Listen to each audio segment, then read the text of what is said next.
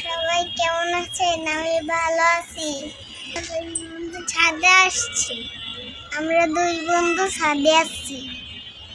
গ্রাম থেকে আসার পর আমার এই বন্ধুর ঢাকায় থাকে। এসে এই প্রথমে দেখা হলো। আমার নাম আব্দুল্লাহ।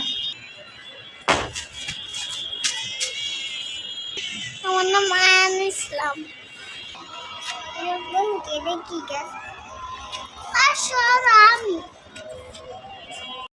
আয়নের আম্মু ছাদে গাছ লাগাইছে, দেখতে আসলাম।